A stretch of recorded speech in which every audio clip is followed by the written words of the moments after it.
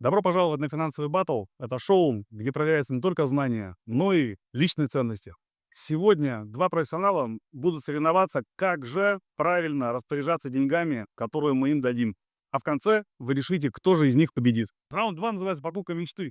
Каждый агент получает по 100 тысяч долларов и рассказывает, на что бы вы потратили деньги для себя. Вот у вас уже они есть, и у вас нет дядей, нет ни тетей. Вы просто, у вас 100 тысяч долларов, вы заработали, работая в компании GPI, заработали 100 тысяч долларов, у вас лежит на счету, и вы должны потратить деньги эти на себя. Не на инвестиции, вот вы им на себя, но в недвижимость. Я скажу, что бы я сделал со 100 тысяч долларов. Я бы взял 100 тысяч долларов, купил бы квартиру и парковку и машину. Например, если бы у меня не было, у меня машина есть, то я купил бы квартиру и парковку. Еще бы 1000 долларов бы оставил себе куда-нибудь слетать отдохнуть на недельку в Абу-Даби. Вот такая история. Вы можете не тратить вообще на парковки и машины, может купить только жилье, можно купить готовое, можно ложиться в стройку. На себя, просто деньги потратить на себя, а не на кого-то из своих друзей, родственников или детей. Итак, Кать, понятно правила игры? Понятно. Ну ладно, давайте. Типа, у тебя оптима 2+1, это вообще для тебя идеально. Ты же хочешь не одного ребенка, а троих. Вырежем это. Я хочу одного ребенка и 3 бабушки. Я понял. Потому что больше комнаты, квартиры. Бабушке надо где-то жить. Троим тем более. Согласна. Ладно, нормально, поехали. Хватит без окна. Давай я пока начну, ты можешь Давай. пока Конечно, подумать. давай. Так уж, да. В первом раунде начала Катя, во втором раунде начнет Данил. Данил, 100 тысяч долларов, на что бы потратил ты эти деньги? Значит, для жизни я бы выбирал дом, который будет сочетать несколько качеств в себе. Это комфортабельность, наличие отопления, наличие тренажерного зала в доме и прекрасный вид из окна. Я одинаково хорошо отношусь к виду из окна, что на море, что на горы, поэтому очень хорошо под мое описание подходит жилой комплекс Sunrise. Я импонирую тем людям, которые этот комплекс создавали, потому что видно, что они создавали его с душой. Во-вторых, мне очень нравятся сотрудники, которые работают в этом комплексе, начиная от ресепшена, заканчивая бара, относятся к своим рабочим обязанностям. Потому что с любым вопросом можно обратиться на ресепшен, тебе помогут, вплоть до поиска мастера, чтобы сделать тебе замок. Офигенный, классный тренажерный зал с бассейном, сауном, очень большой лобби, и совместно это коворкинг-зал, грубо говоря, куда ты можешь всегда спуститься, присесть, выпить кофе, свежевыжатый сок. Критерий обязательным – это вид на горы, потому что там, во-первых, спокойная сторона, не слышно ни шума машин, и можно спокойно наблюдать красотой Грузии. Стоит там 1+1 можно приобрести там в районе 75-80 тысяч долларов в хорошей комплектации, с посудомойкой, как бы заходи, живи, ничего делать там не надо. Сколько еще раз? 80, 75, 80.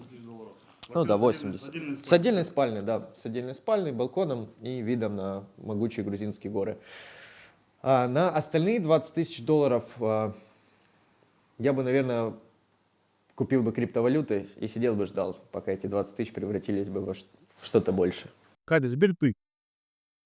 100 Ну, тысяч долларов на себя для жизни. 100 тысяч долларов. Я не умею выбирать недвижимость по своему бюджету, мне всегда хочется больше. Ну, хорошо. Поэтому я выбираю Optimum. У нас есть классная квартира, 70 квадратных метров. Почему она классная в Оптиме? Потому что там маленький балкон, там балкон буквально 6 квадратных метров. И это квартира с 2 спальнями полноценными, 2 спальни с окнами. Стоит она сейчас у нас 73,5 тысячи долларов. Там есть хвостик рассрочки у застройщика, буквально 13,5, что-то в этом духе, тысяч долларов. 60 вложить сразу. Да, у меня 60 нужно вложить сразу. Ремонт обойдется примерно в 40 тысяч долларов. По факту, если мы все цифры сложим, мне не хватает 10-11 тысяч долларов. И это по 1000 долларов в месяц, за год я с этим разберусь. Почему я выбираю этот дом? Во-первых, застройщик, который строит Optimum, он строит хорошо, он строит с ровными стенами, выбирает отличные материалы для остекление, и, в принципе, качество строительства действительно на уровне. Это первое. Второе, потому что управляющая компания, которая занимается именно обслуживанием домов, она действительно следит за своими домами, и если что-то не так, они действительно что-то ремонтируют, меняют. Мы это могли видеть вот буквально этой осенью. Третье — это то, что Optima входит в комплекс домов. Это такой комплекс из 6-7 домов, в которых есть разная инфраструктура. Бассейны, детские площадки, даже мини-гольф на крышах. И если покупать квартиру в одном из этих домов, можно пользоваться всей инфраструктурой. Это довольно важно, так как теперь я именно тот самый родственник, который живет на море, и очень люблю принимать гостей. И поэтому, конечно, чтобы и гостям было удобно, и до моря там буквально 3 минуты пешком, наверное, да. И будет чем развлечься, не будет точно скучно. Плюс Optima имеет красивые виды на турецкую сторону, на солнечную сторону, на сторону гор. И там виды не закроются, потому что дальше идет взлетно-посадочная полоса, там уже стоят таунхаусы, то есть никаких высоток, ничего не загородит. Итак, резюме. Optima 70 квадратов, в квартале 2+1, 73 стоит, 40 нужно ремонт, не хватает 1010. Даня, а почему ты решил купить квартиру сразу с ремонтом, а не купить вот от этого же застройщика есть квартира с отдельной спальней в новом комплексе, в Sunrise Palace? Почему там не купить и потом не сделать там ремонт? Хороший вопрос, я тоже об этом задумался. Хороший вопрос. Ну ладно. Это тоже хорошая идея, просто и все. Это, безусловно, хорошая идея. Безусловно, у нас в этом комплексе есть объекты по хорошим ценам. Но все-таки я такой человек, что я люблю видеть то, что я покупаю. Я не сомневаюсь, что новый проект, который строит Sunrise, он будет такой же, а даже лучше. Но я вижу, как построили предыдущий Sunrise, мне все нравится, поэтому я бы остановился именно на этом варианте, потому что этот вариант уже готовый, и мне не нужно ждать. Я понял. Ну да, согласен, пока будешь ждать там стройки, тебе нужно где-то арендовать квартиру, платить за нее аренду, а так ты сразу переехал готовую свою, да, как бы, и все, и живешь. Как бы и за $500 я всегда ее спокойно сдам. А тебя не смущает удаленность от моря? Я вообще приверженец того, я пожил уже тут на первой линии у моря, я прекрасно понимаю, что мне придется столкнуться просто с бешеной скоростью ветрами. Мне этот вариант не подходит. Все-таки как бы больше влажности из-за того, что элементарно ты живешь на первой линии у моря, капли с моря поднимаются, ветер гонит их на дома, увеличенная возможность коррозии может быть из-за этого, поэтому я выберу для себя место такое посередине, где слева море, справа горы, а посередине Sunrise. Катя, Я. почему Optima, а не другая новостройка на Новом бульваре? Это все-таки новый район. Почему именно Optima? Ну, я понял про L-квартал, я понял про качество, про виды и так далее, но подобных объектов довольно много. Или ты именно влюбилась в само планировочное решение в этом доме, саму планировку квартиры? Потому что я знаю, что 2+1 найти в городе, они либо метров 130 квадратов сразу, либо они 70, так же, как ты выбрала, но они там спальня без окна или какой-то вид во двор и так далее. Ну, во-первых, я тоже люблю предсказуемость, и Эл строит достаточно вовремя, они не опаздывают со сроками, поэтому это важный момент. Другие застройщики не все этим могут похвастаться. Ну, то есть я так понимаю, что выбор попал на Optima, потому что на самом деле планировка хорошая, альтернатив нет от таких же застройщиков или там надежных застройщиков, скажем. Ну, наверное, да. Но новый бульвар, потому что я очень верю в этот район, он развивается просто какими-то космическими скоростями. Еще полгода назад там не было даже близко того, что есть сейчас. С точки зрения инфраструктуры, даже вот та часть именно нового бульвара, которая ближе к аэропорту. Ну, и несложно понять, что там будет через 2 условных года. А звуки самолетов тебя не будут смущать? На самом деле нет. Я, кстати, в Питере жила, прямо рядом с аэропортом вообще. А там поднимались гораздо больше самолеты, Боинги. Да. А здесь, ну да, летом, наверное, это будет чаще. Но плюс, на самом деле, Батумского аэропорта в том, что здесь нельзя поднимать большие самолеты. Здесь только средние. И поэтому такого шума, как все представляют себе, когда живут там под какими-то большими аэропортами, такого шума здесь просто не будет, в принципе. Ребята, покритикуйте выбор друг друга, Какие вы видите слабые стороны по-настоящему? Ну, давайте начнем с оптимы. Я вижу лично для меня это минус нахождения данного комплекса возле аэропорта. Как бы какие бы там самолеты маленькие, большие не взлетали, это все равно создает повышенные децибелы и уровень шума рядом с моей недвижимостью. Это меня бы уже смущало бы сразу. Ну, тут я тебе могу ответить, что уровень шума с таких самолетов, он может сравним с обычной там дорогой. Например, аллея героев, кстати, вот Шартава, они очень загружены автомобилями. И там разгоняются такие ребята с такими двигателями, которые создают шум гораздо больше и неприятный, чем самолеты. Соглашусь. Но именно поэтому я выбрал квартиру с видом на горы, а не с видом на аллею героев. Это очень важно. Ну да, согласна. Слушай, так сейчас на Новом бульваре там супермаркетов 1-2 раза, и все, обчелся. Ресторанов как бы по минимуму надо ехать только в старый город. Как тебе это... Как с этим бороться? Я смотрю, ты был на Новом бульваре полгода назад. Да нет, у меня товарищ живет на Новом бульваре, я каждую неделю туда приезжаю. Но все равно это ограничено, там ограничено. Их больше, чем, ладно, полгода назад, но это все равно недостаточно. Я согласна с тобой, но дело в том, что Optima, она сдается не прямо сейчас, она сдается через год-полтора, да, даже 2, наверное. И как раз к тому моменту, когда я туда заеду, я уверена, там будет все, что только можно себе представить, и нельзя тоже. Ладно, может быть, мои 20 тысяч долларов тогда не в биткоин вкидываем, а открываем супермаркет большой на Новом бульваре. Отличный вариант. Это будет рентабельнее, наверное. По данным компании Никора, самый доходный на метр квадратный магазин Никоры расположен в Белл-квартале.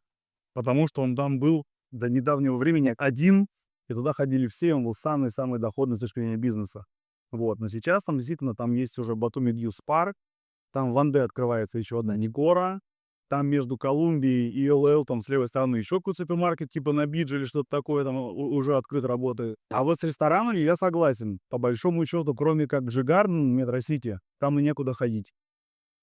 А как же вот бара, ресторан? Баров и кофеин очень много. Пивных баров, кофеин на Новом бульваре просто миллионы. Я говорю про ресторан, куда пойти там на день рождения там, с супругой поужинать, например. Там всего одно место такое. Ну, как-то странно в своем районе отмечать день рождения. Типа хочется же выбраться куда-то. Кать, а там рядом расположена мусорка, которая летом излучает неприятные запахи. Как с этим жить там? Да, там не мусорка излучает запахи, и запахи излучает на самом деле чуть-чуть в другом месте, ближе к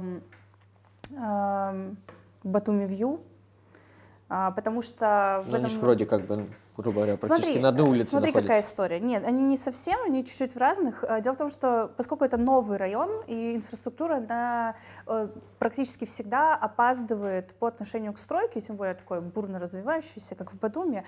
И вопрос там был с канализацией, что у некоторых домов там стояли септики, но плюс как раз Элт-кварталы, почему именно Оптиму выбрала? Потому что Элт-квартал себе провел сам эту канализацию, поэтому в самом Элт-квартале там таких запахов нет. У меня опасения по кварталу тоже есть определенное. Давай. У ширины улиц там, не будет ли там беда бедовая? Да, там действительно в каждом доме есть паркинг. И Optima не исключение, если мы уже говорим про то, куда свою машину поставить. Вот. Но так, там просто строительство. Во-первых, есть план города. Из-за близости аэропорта там не будет высоких домов. Там, получается, 15-этажные дома. И, в принципе, это не такая большая плотность населения. Плюс там в домах, которые на первой линии, например, Марина, это все-таки они исключительно для сдачи под лето, под краткосрок. Поэтому сказать, что там все время что-то будет, ну, вряд ли. Люди, как правило, из аэропорта приезжают на такси и останавливаются. Окей. Катя, жди. Ну что, Прожигай, Даня. Даня, как ты будешь? Вот смотри, представим себе, что ты с девушкой, вы решили жить долго и счастливо. И ты представляешь, как там с коляской, например, ходить? Я просто представляю. Поэтому хочу тебе сказать, что дом Sunrise, он, конечно, расположен таким образом, что там нет нормального даже пешеходного перехода. Не то, что... Ну, нормальный пешеходный переход, как бы, мне кажется, его нигде в Грузии нет, в Батуми конкретно, если мы берем. как бы зебра есть, и этого уже достаточно, как бы этого хватает. Я согласен, что сейчас есть проблемы, но это проблемы не у самого дома Sunrise, это проблемы как бы, у соседних объектов. Но опять же, я думаю, что эта история такая же, как и с некоторыми проблемами на Новом бульваре. Эта история решаемая, и она решится тогда, когда будут достроены Сансет и Орби-авеню. Тогда я думаю, что там тротуары будут расширены из-за того, что там сейчас просто стоят заборы оградительные. Вот, и как бы место, где будет прогуляться с малышом, будет больше.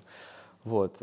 Также как бы я не буду говорить, что это стопроцентная информация, но существуют слухи о том, что наша любимая аллея Героев будет расширяться, и что, возможно, посередине сделают немного больше пространства для пешеходов. И не будет она там кардинально большая, как мы видим и на аллее Героев, потому что здания, которые уже построены по бокам дорог, их никуда уже не стесни, не убрать. Вот. Но в целом вот эта тропинка, она может быть расширена. Ну вот, кстати, с парковкой точно так же. Там строится Орби-авеню, он огромный, акцент, он тоже довольно большой. Что там вообще будет с машинами? У Sunrise есть надземная парковка и подземная парковка. Надземная бесплатная, подземная платная. Sunrise далеко очень находится, там инфраструктура на самом деле тоже, как ты вот опасаешься про Новый бульвар, но по факту та часть, она имеет очень мало инфраструктуры, то есть там один магазин, да, действительно там невероятно крутой бассейн и спортзал, но магазины те же самые, рестораны и кафе, ты вот хочешь? Я не могу согласиться с этим, потому что у меня выйти буквально за угол, пройтись метров 200-300, у меня огромнейший магазин Агрохаб, в котором есть те продукты, в которых даже нету, некоторых из них нету в Карфуре. Поэтому у меня как бы в этом плане я защищен. Ну, а кафе, рестораны, куда вечером сходить поужинать? Ну, в этом плане как бы либо же идти на аллею Героев, где в этом плане полно заведений, то есть это тоже минут 10-15 минут пешком идти. А если нет, спасибо Антону, мы зарплату получаем в долларах, поэтому мы можем как бы позволить себе вызвать такси и доехать на такси, если нам это надо. Спасибо вам, наши собственники и застройщики. И застройщики. Расходимся. Ну, и еще, да, минус Sunrise, конечно, горы — это прекрасно, но все-таки куда-то выйти, прогуляться, парка далеко, набережная далеко. Вот на Новом бульваре есть действительно большой плюс, это парк Леха и Марии Качинских, он большой, чистый, и он совсем рядом. А у нас есть аллея Героев, которая километр или два, сколько она в длине до моря, и там километр два прошелся, уже вот так нагулялся с ребенком, уже возвращаешься обратно, тебе будет достаточно. Не, но если серьезно, как бы до набережной идти 2 километра, если с ребенком, то я думаю, это минут 20-25, то есть как бы это если у тебя цель как бы реально прогулка с ребенком, этого времени будет достаточно, чтобы ребенок устал, нагулялся и пришел домой и вырубился спать. А касаемо моря, мне кажется, что Sunrise — это тот дом для людей, которые ценят все-таки горы, а не море. Я сегодня понял из второго раунда особенно, что и Катя, и Данил выбрали для себя в первую очередь образ жизни, а не квадратные метры. О чем это говорит? То есть Данил, когда рассказывал про свой, вот он первый во втором раунде выступал, рассказывал про свой выбор, про Sunrise, он говорил про комплекс, про отопление, про тренажерный зал великолепный, про паркинг, про то, что не нужно никуда из дома выходить, вы получаете все услуги, там, кофейня, да, персонал отзывчивый, коворкинг в этом же доме. То есть люди выбирают образ жизни. Катя, когда презентовала Оптиму, она тоже говорила о качестве строительства, о самом комплексе, о том, что там много-много всего, и мини-гольфы на крыше, и кинотеатры тут же, и кофейни, и рестораны, бары, и все это один застройщик, одно единое пространство для жизни. То есть интересный тренд для себя увидел, и один, другой участник сказали именно об образе жизни, а не метрах квадратных. Это интересно на самом деле. То есть, видимо, туда идет тренд, и я вижу, что люди выбирают, да и наши тоже клиенты часто выбирают не локацию как таковую, да, и какого-то отдельного застройщика, а они хотят видеть в одном комплексе все услуги сразу, как какие-то определенные коливинги или, не знаю, как что, коворкинг, не коворкинг, коливинг, наверное, да, что ты можешь работать отдыхать, заниматься спортом, гулять с детьми, проводить свое свободное время, заниматься хобби, все в одном месте. Вот такое резюме второго раунда я бы хотел подвести. Что думаете вы? Пишите, пожалуйста, в комментариях. Голосуйте за... Что? Я должен сейчас сказать? Хотел оценить. Не, давай так. Я не могу никак оценить второй раунд, потому что каждый выбрал себе квартиру для жизни, и тот, и другой я полностью поддерживаю. Мне нравится и решение и Кати, и Данила тем более. Вот и Все, выбор сделан. вот, молодцы. Попьет тоже надо. Что думаете вы? Пишите в комментариях. Обязательно голосуйте за Катю или Данила, и после мы обязательно подведем итоги. Всем спасибо. Спасибо, что смотрели это видео до конца. Ребята, Спасибо.